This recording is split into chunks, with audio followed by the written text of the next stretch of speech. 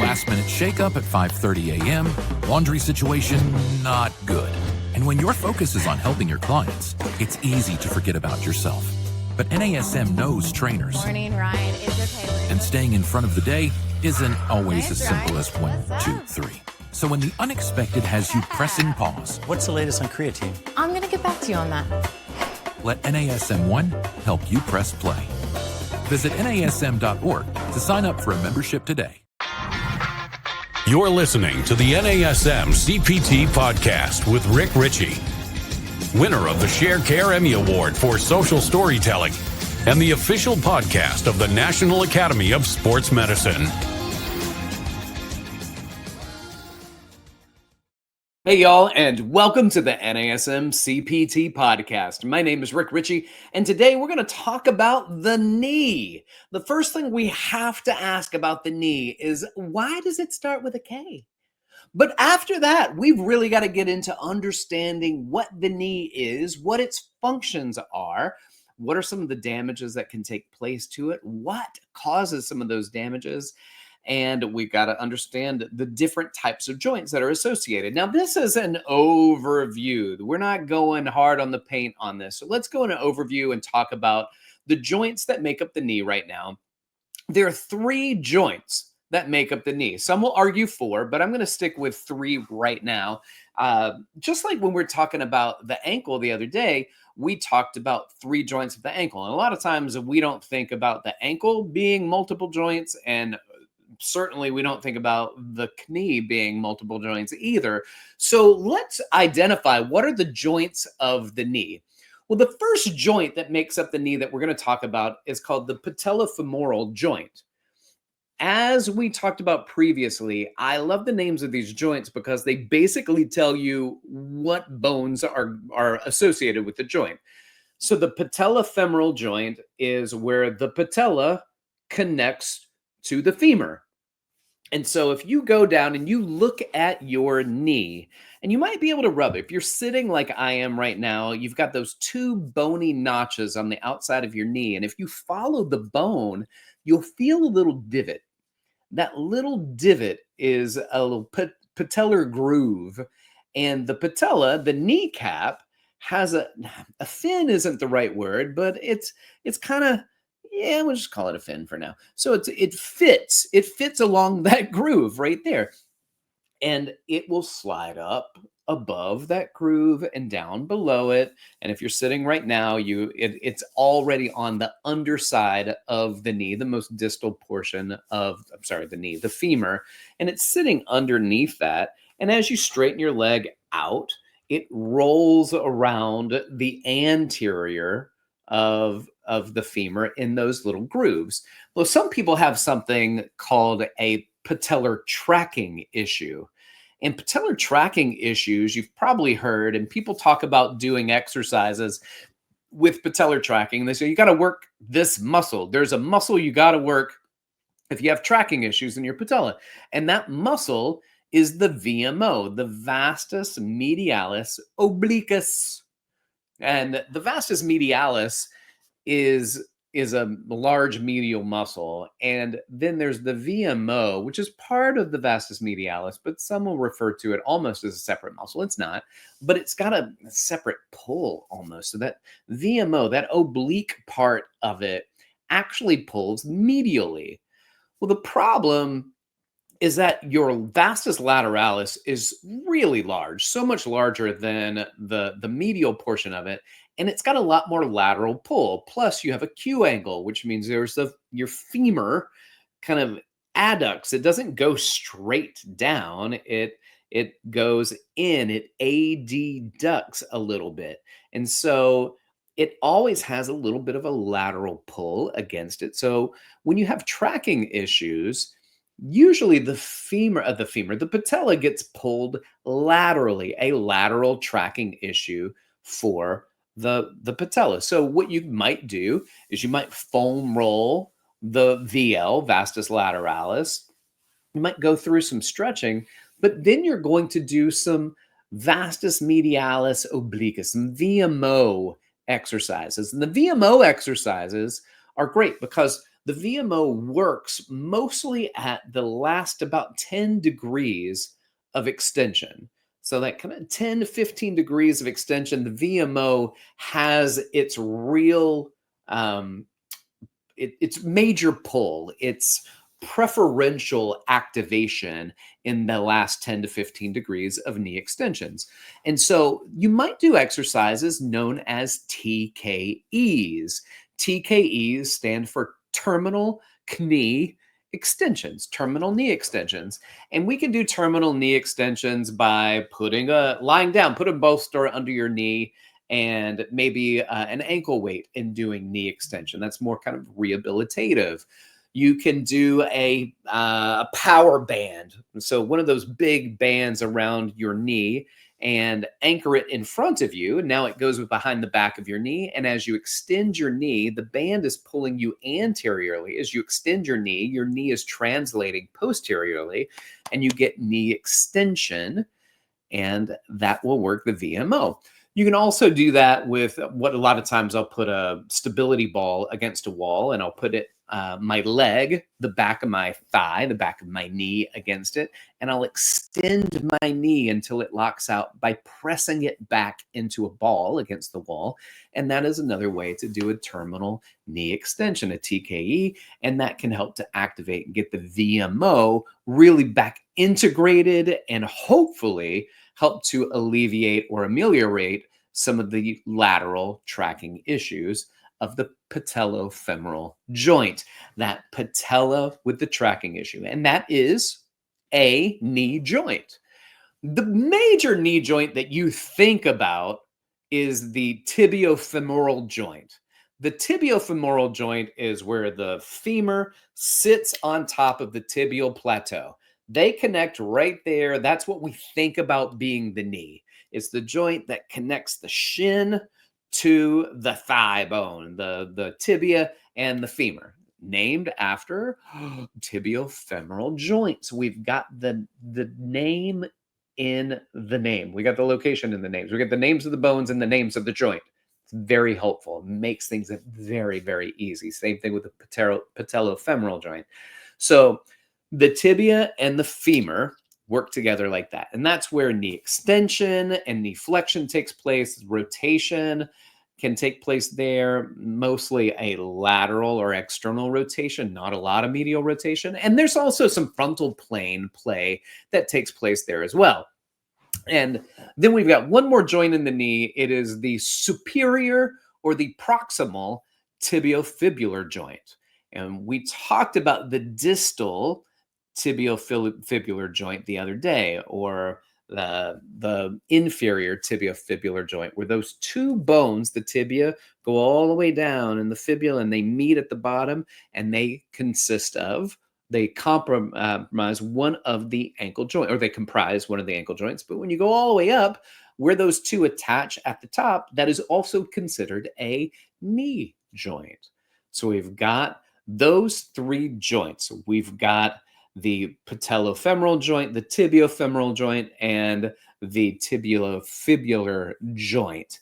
Now, let's look at just the major ligaments that consist and make up where the femur and the tibia connect. Remember, the femur sits on top of the tibial plateau, and we've got two big ligaments on the medial and the lateral side. They're called collateral ligaments. They are collateral. They are on the lateral side and the other lateral side, which to our body is called a medial side. So we have a medial collateral ligament and a lateral collateral ligament, an MCL and an LCL. An MCL it's challenged by things like if we're doing exercises, if you've ever done like a Copenhagen plank and your clients complain like that bothers my knee, then that might be because there's a lot of stress on the MCL. There's a lot of stress on the MCL when people do that. So that could bother some people's knees when they do a Copenhagen plank.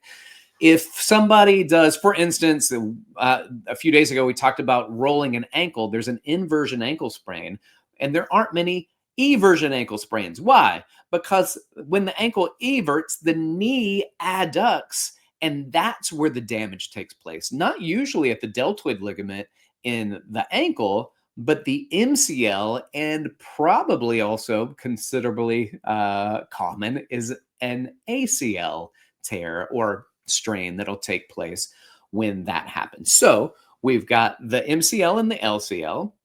The MCL prevents kind of this lateral movement.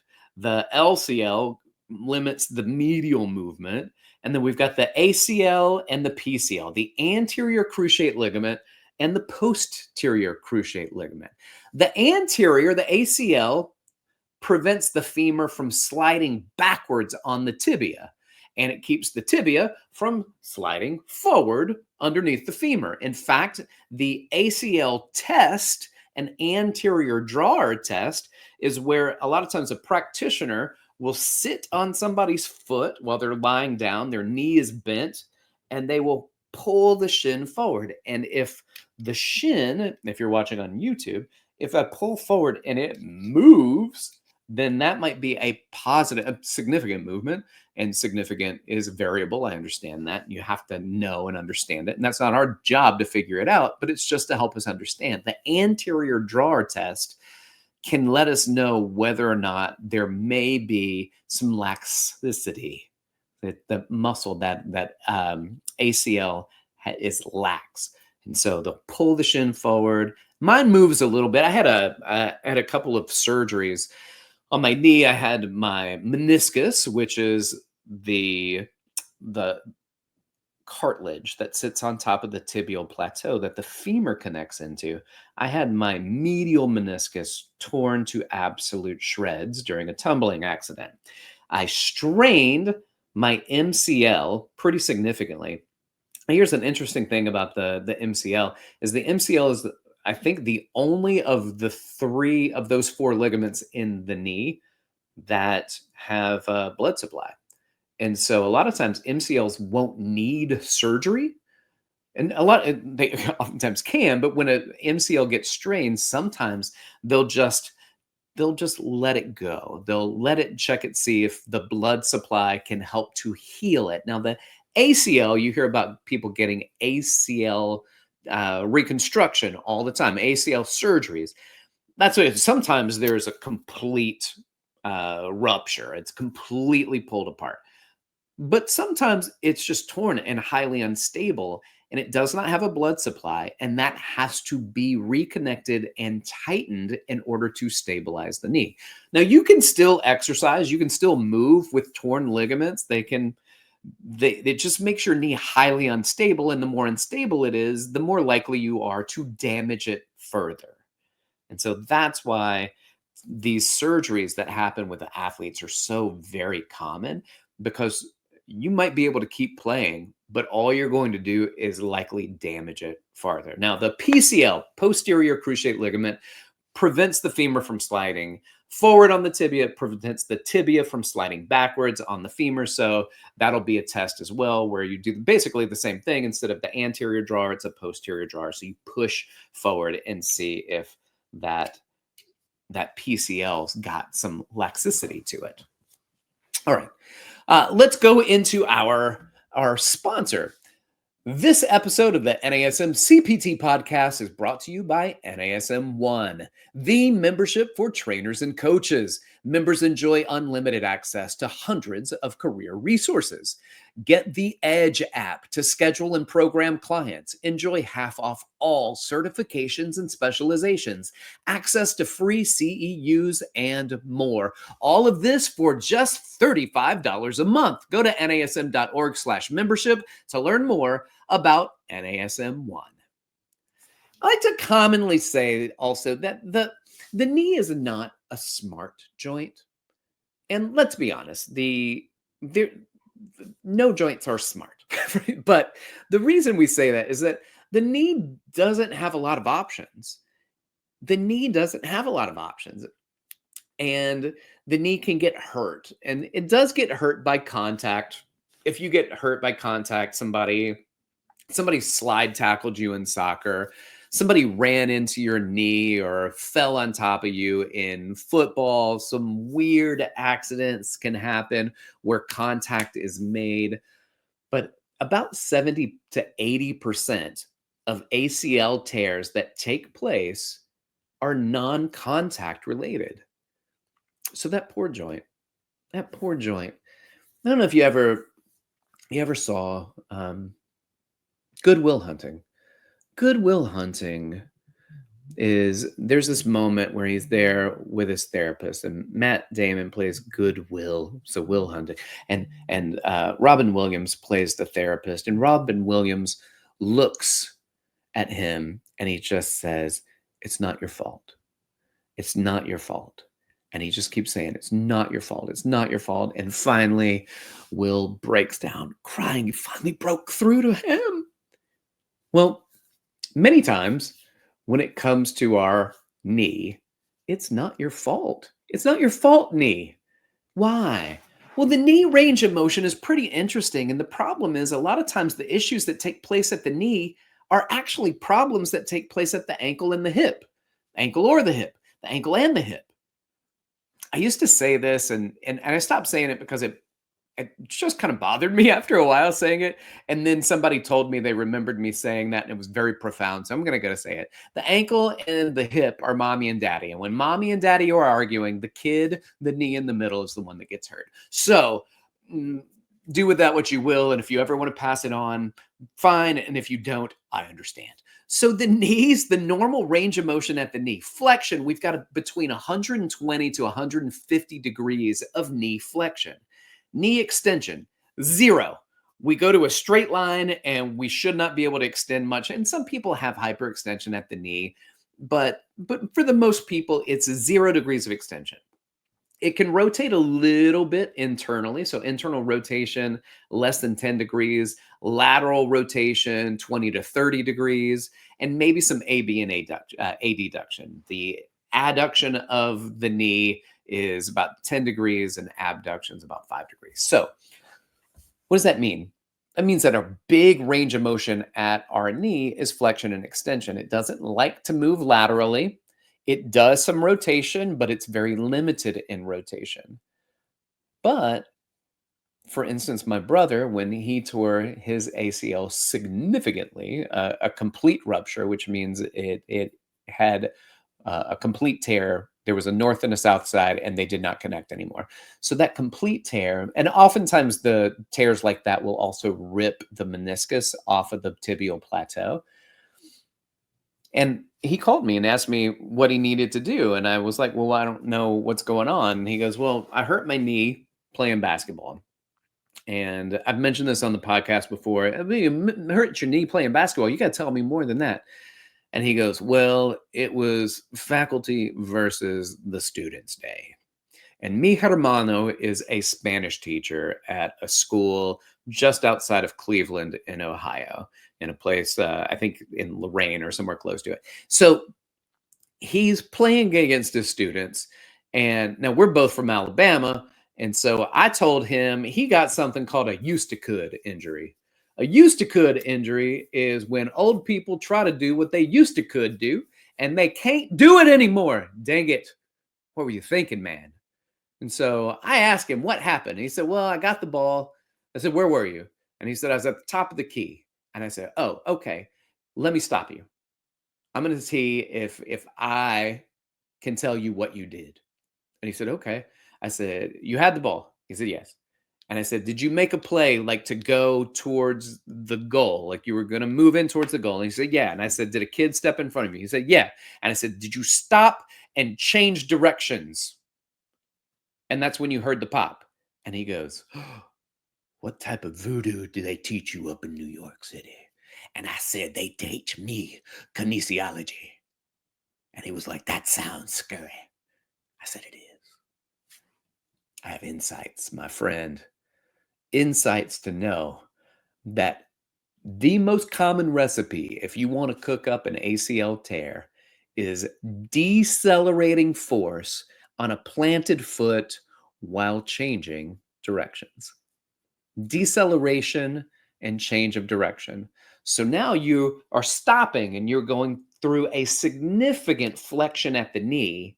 And when you change directions, you over twist that 20 to 30 degrees of lateral rotation. You overdo that 10 degrees of abduction, and that MCL and that ACL do not appreciate it. But why? Well, because the range of motion issues oftentimes were a planted foot, a rotation at the hip, a rotation of the body, and a planted foot means all those forces went through the knee. That is why we will often say, and this is very important, when you have to remember Ross from Friends in the couch episode where they're taking it up the stairwell. You have to remember this word that he said over and over and over again. You must pivot, pivot, pivot. You have to pivot on the ball of your foot. You cannot plant your foot. You cannot plant the ball and the heel of your foot and twist your body. Otherwise, that rotation is coming from your knee, and that is a damage waiting to happen. And that is why, because so many of these non-contact related issues have something to do with us understanding our body. It has to do with coordination. It has to do with the degrees of freedom problem. And it has to do with how we coordinate those degrees of freedom, because the ankle's got a lot of degrees of freedom. The hip have a lot of degrees of freedom. And the knee has a lot of degrees, but mostly just in the sagittal plane. So when the ankle and the hip create rotations and we can't decelerate them, then it is the knee, the kid in the middle, that gets hurt. And that is why when you have surgery, if you have surgery, you might have them do a lot of range of motion work on the knee, but initially they don't do a lot of strength training at the knee. What they'll do is they'll do some ankle exercises and a boatload of hip exercises. Why? Because those are what control the direction that your knee goes for the most part.